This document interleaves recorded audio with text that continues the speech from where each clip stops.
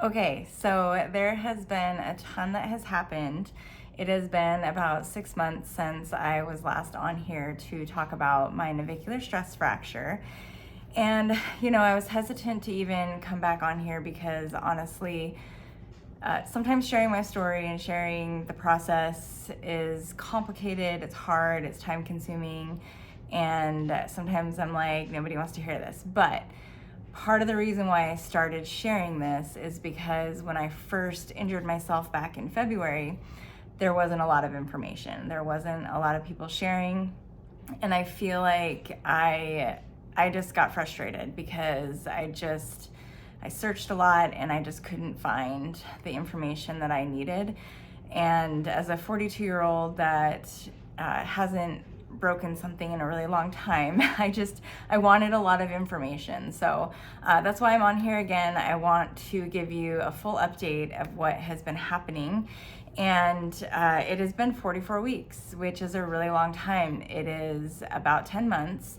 And just to fill you in, I broke my foot at Masters Nationals, and it obviously was probably something brewing, and then it just happened to officially break when I was racing that 800 in February. So it's been a long process. It's been frustrating. I made a decision, just really once I started being able to walk, that I would just go week by week, because every time I went day by day, I would get very frustrated, because day by day, some days it'd be great and some days it would be not great. And so going week by week really helped me. So I want to kind of go through a little bit of a progression. Last time I talked to you was in June, and I really had just started walking with a boot a couple weeks before that, and then transitioning to walking without any assistance. So it's been a little while. I am fully running now, which is great. So I want to take you through that process.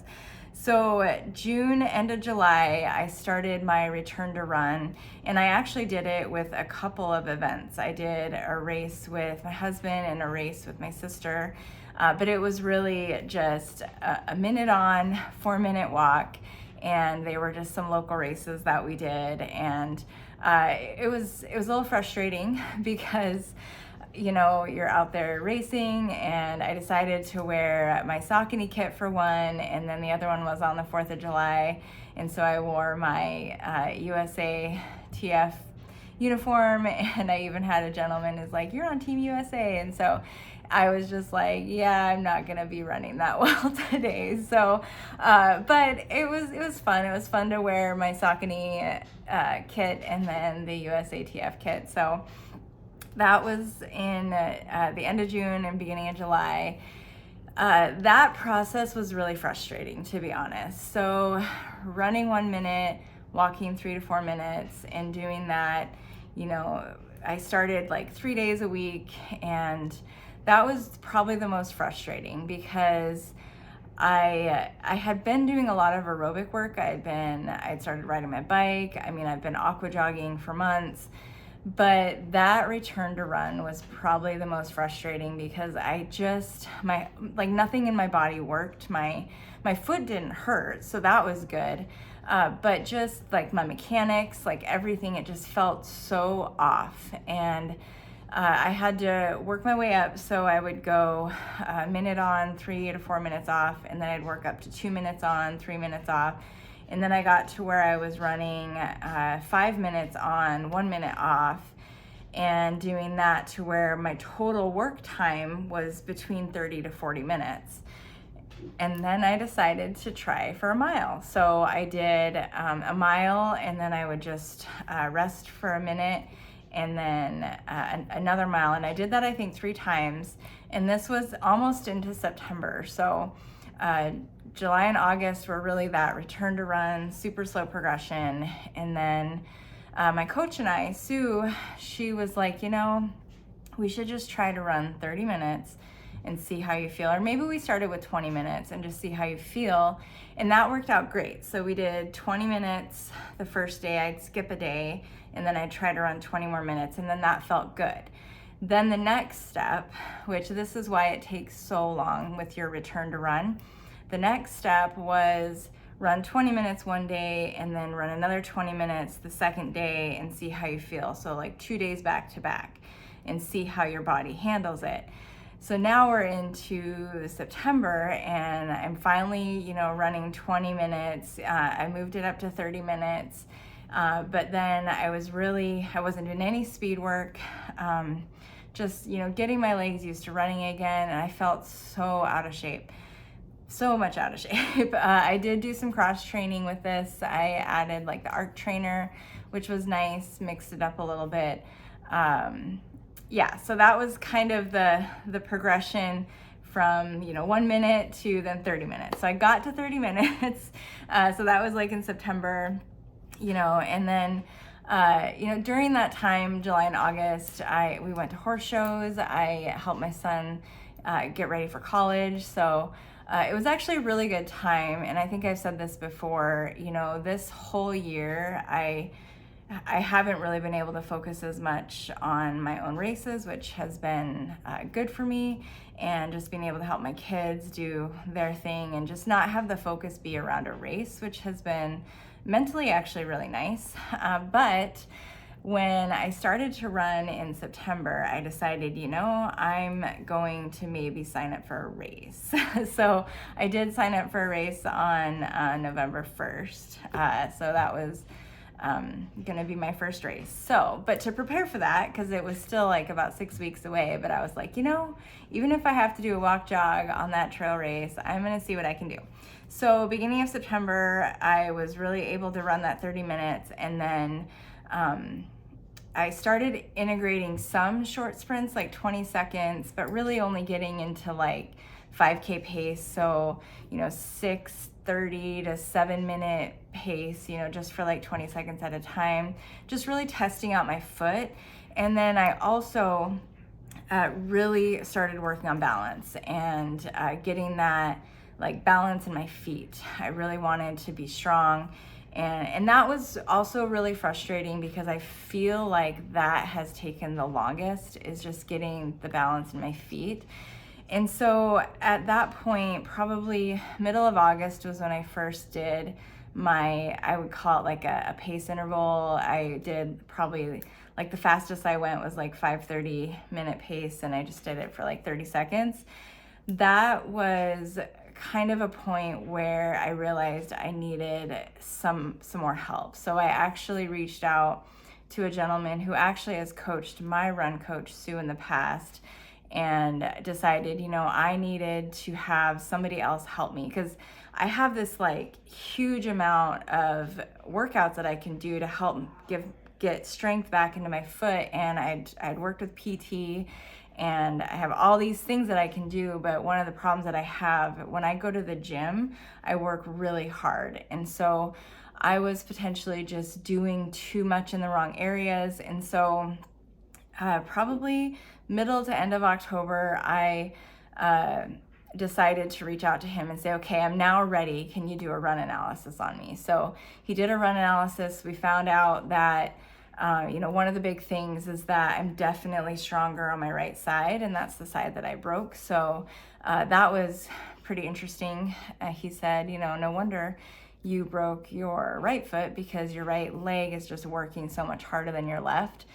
So we've been doing a lot of single leg, like lunges and isometric work, and also working my calves and just the mobility in my foot in general. I think when I was in high school and college, I had a lot of foot problems, and one of the things that I did is I believe I just kept my foot very rigid because it was kind of a protection. And so it helped my foot not hurt at the time, but then, and it didn't bother me when I would do distance, because you're not running on your forefoot as much, and you're running a little more midfoot. And so once I transitioned to a little more forward and in that sprint position, I need more flexibility in my arches, and I was just so stiff. So we've been working really hard on getting that flexibility in that foot, in that whole arch, and in all those bones. And And that's been pretty frustrating because I just felt like it was really slow. So, but again, I tried to go week by week, and that has really helped me. And I think if I look back, like a month ago, I was definitely, more stiff than I am now. And even today on my run, I had a pretty hard interval workout yesterday, but then today I actually felt really good. And both my feet were not even stiff, because in this process, it's not just the foot I broke. I'm actually gaining more mobility in my other foot.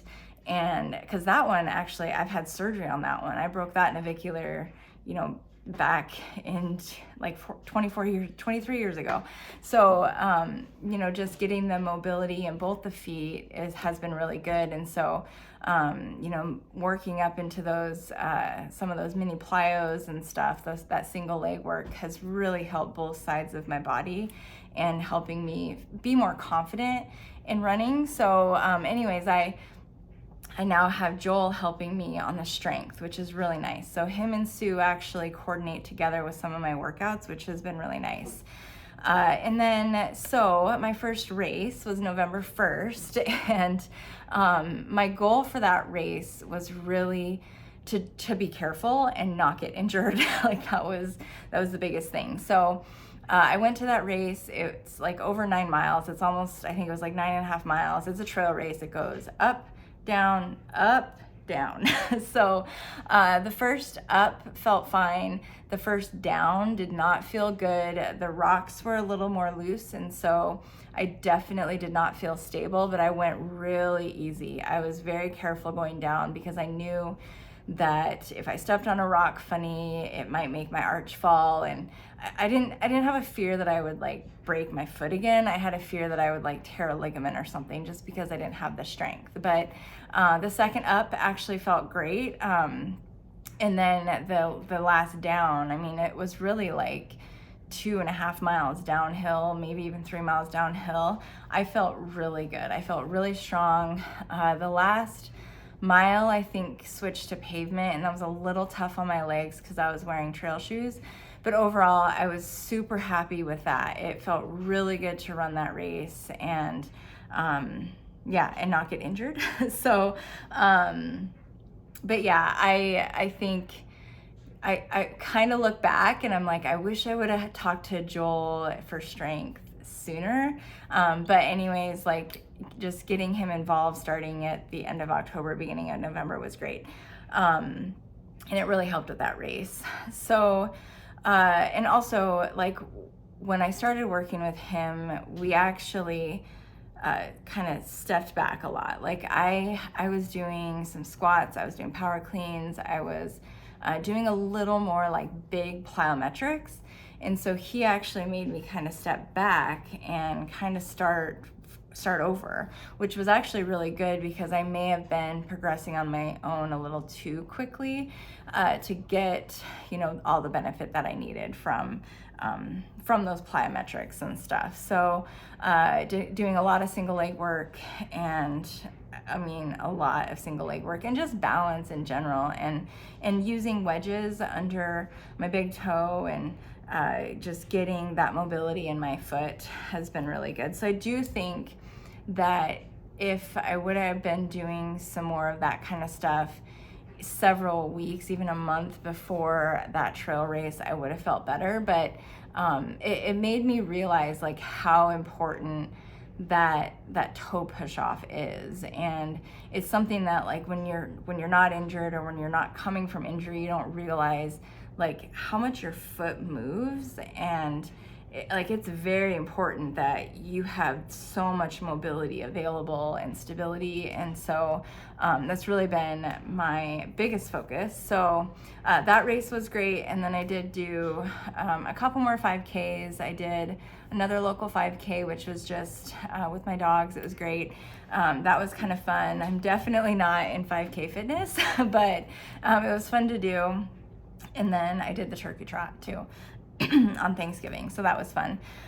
That was also, the turkey trot was just the weather. It's just always a weird weather thing, but I think mentally like a couple years prior, I was marathon training and ran a PR. You know, like I in my brain, I didn't have the expectation to do well, but I wanted to do well, and I didn't really do that well. I did okay. But a few people passed me and they were like, "What are you doing here?" So that was a little weird, but they just weren't used to seeing me in that position. And but they don't know what I'm going through with my injury and the progression and stuff. But now that we are into like December, I have felt really good. So the progression that I've done with Joel and with Sue, we've started doing intervals. I did my first, I think like 2 weeks ago, I did my first like 800 and a little bit of 400 pace work. So we decided instead of doing the mile and the 800 this year, I'm going to focus on the 800 and the 400. The mile was great last year because I had so much marathon base training, but this time I was feeling really like reserved. Like I did a couple mile workouts and they were fine. I don't have the aerobic buildup that I did before, and I just had such a big base last year. So running the mile like wasn't intimidating. So switching it up, like Sue was just like, "How do you feel about running the 400?" And it's like, well, I haven't ran it since college, and I've actually never ran an indoor 400, so it'll be a total first for me. So that'll be fun. So I'm gonna do that. I signed up for a meet in Reno on January 31st, so that'll be my official first race. The first event is the 800, and that'll be, I think, around noon that day, and then about 4 hours later is the 400. So it'll be great because whatever I have left in the 400, I'll just run and see what happens. And then I will do the indoor nationals again, like the third week of February. So that will be great because like part of the reason we chose the 4 and the 8 is the way the schedule is. So the 400 is on the Friday and then the 800 is on Sunday. So I'll have some good rest because I think that is a little bit of my fear. Like I think aerobically I'll be fine. I just need to make sure that I recover well to be able to compete well. And last year it was the mile and on a Saturday and then the 800 on a Sunday. So just a little bit for my brain, like something fresh, something new. I can focus on the 400 and then have a full day in between and then do the 800. So that's the plan. So right now I really only have 2 meets, but I'm excited for that. I want to get through indoor because I would like to have an outdoor season. I'd like to not be sidelined and running around in a scooter again like I did this last track season. So yeah, so to just kind of give you guys a full overview, it has literally been 10 months.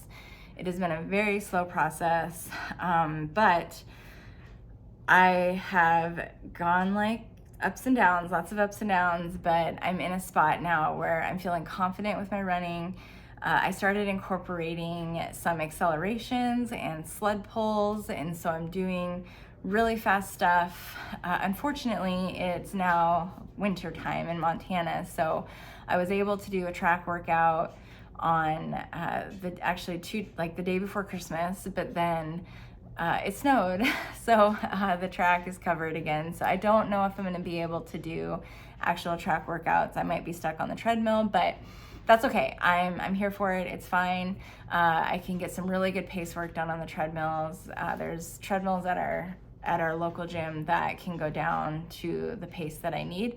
My treadmill here at home does not go fast enough, which it's kind of fun to think about that my treadmill doesn't go fast enough, but there is a couple treadmills at the local place that does. So I did some intervals yesterday, and then the cool thing is I'm coaching the local track club here for the high schoolers, and we were able to secure an indoor facility just mainly 1 day a week on Saturdays, and so we're able to go in and use the facility. It really only gives us about 50 meters of sprint space, but it's better than nothing, and it's a really nice turf, and We're able to do sled pulls, doing some accelerations, we're able to do wickets.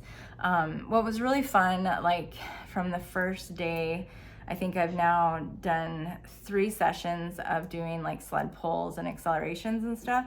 The first day I was so sore the next day, but I think what I really liked about it is when you're doing sled pulls, you're forced to just like let your body do what it's meant to do. So I didn't really like have a chance to think about really anything. I couldn't really think about like if my arch was gonna fall or anything. It was just like you're going and you're pushing. And so that gave me some confidence because, you know, I would do the sled pull and I would drive really hard, and then I get done with it and I was like, wow, that didn't hurt. Like, okay. I was very sore. Like my quads were very sore. That was probably the most sore that I had been, but it felt really good. So then we've done that like 2 or 3 times. I think it's been three times that we've done that. So then I'll go back again next weekend. So it's been really fun to work out with the kids there too and experiment with a few things. A lot of the kids have not done acceleration, so we're kind of learning some of it together. So it's been fun. So the other thing is like my plyometrics have improved. So I did a little video of me doing like 5 hops. This was about a month ago, and it was a hop and then 3 little hops and then a hop again, and basically a tuck jump. And then just like 2 days ago, I did 10 in a row. So just the difference that a month has given me has been amazing. So, you know, part of the whole like documenting all this stuff is I can look at these dates and I can say, okay, that day I did not feel the greatest, but that was a month ago, and now look where I'm at. So that's been really cool through this whole process. I'm doing a lot of isometrics, so incorporated with the like the plyometrics. I'm doing a lot of isometrics and core work. I'm doing very specific specific strength training. So I am doing some upper body. I'm doing a lot of work where I'm having to use my core a lot, so that's been really good. And then right now I'm really running about 4, maybe 5 days a week. I'm doing 1 or 2 days of cross training and then 1 full rest day. So Mondays have been really nice. They've been my full rest day, so that's been really good. Yeah, I'm doing wickets. I'm doing all the things that I should be doing to help prepare myself for sprinting. We're trying really to prevent any future injury. So just, again, working on that strength and learning more about my mechanics and where I'm lacking in strength and how I can make it better, because, you know, I don't want to get injured. I don't want to race again at the end of January and get injured. So you know, I'm a little nervous to run the 800 and the 400 kind of back to back, but I can always withdraw from the 400 if I feel like my feet are not like doing well. But I have a whole nother month, and so just the progress I've seen just in the month of December has been huge. So I just need that 1 more month of really gaining that confidence, doing some more of the fast stuff. And, you know, even thinking about how yesterday I did a pretty good interval workout at pretty fast paces. And then today I actually felt great. So when I did my easy run, I was a little stiff, but my feet weren't stiff. Like really just my low back was stiff. And so that was probably normal because I'm 42. So that was exciting. So yeah, I think the biggest thing that I kind of want to end with is that when they say the navicular takes 9 to 12 months, it really does to get back to full 100%, because I am 10 months. I'll literally be 12 months once I race at nationals. So I'll be racing at like 11 months post-injury. But I just will say too that I definitely feel stronger, because I even in just like the way my mechanics are, the way my hips feel, the way my legs, like in general, like when I do these workouts, I feel like I have a lot more strength, and I think that's really important. So I'm excited to see how indoor goes. I just, again, my goal for indoor season, or even just for this whole year for 2026, is just to rebuild, get strong, really try to build that strong base, because I do want to run track for longer than just another year. And so just really trying to create the environment where I'm getting my rest days, getting proper nutrition, getting, the right strength in. And I have just two amazing coaches. I've got Sue, who's my run coach, and then Joel with Just Fly Sports as my strength coach. And I'm very excited that I have those two people on my team. And so I want to encourage anyone who is dealing with a major injury, just, you need to give your body time to heal, and it will heal. Like it can heal, and every injury is going to have a different, kind of a different time frame of healing. Some are worse than others. The navicular is one of those that can take longer because of the lack of blood supply to the bone. But it did take 9 to 12 months in reality. And honestly, when I was signing up for these two races, I remember probably six months ago, probably middle of summer, where I was like, I don't think I'm going to be able to race. Like, how am I even going to be ready in 6 months? And just every week, I've just made it a point to go week by week. Every week, I've decided to make sure that I am feeling good and just doing the right things to get ready and to be fully just giving my body the right stuff it needs to be able to heal, and being patient with it. And it's okay to be frustrated sometimes. And then, just eating well and having a good support system has been really nice. And then just not really focused on the timeline, but just being aware that, that timeline, that 9 to 12 months is real, and that I need to respect it. And I am right in that window, and that's okay. I'm glad I had that, because it did give me hope that I'd be able to race again in February. So it's been a long time. It's been a really long time. I'm really excited. I'm actually, in the last probably 3 to 4 weeks, I have felt like I am getting more fit, feeling stronger, feeling fast. Doing some of the intervals yesterday, I was actually surprised at how fast I felt. They were on the treadmill, but I did do a track workout this week, and it wasn't super fast. They weren't fast intervals, but it felt really nice to run on the track and be able to do reps. And it just, again, it takes a long time. I think just being patient and really just having that support system. And but that's it. That's all I have for now. It's kind of a big recap. It's been 6 months, but the progression has been good, and maybe in the notes I can kind of put a little bit more of a progression. That way, if anybody wants quick access, they can have that. But thank you all for listening, and I will do probably another recap after I race, because I think that's important, so you guys know what that's like. Because the 800 doesn't use blocks, but I'm gonna maybe try to use blocks for the 400. We'll see how that goes. I haven't come out of blocks in a couple years. So we'll see how that goes. But thank you all for your support, and I appreciate it. If you have any questions, definitely message me, comment, and I can answer whatever. It's a frustrating injury, but just know that you can come out ahead and stronger, and it can turn out really well. So thank you all for listening.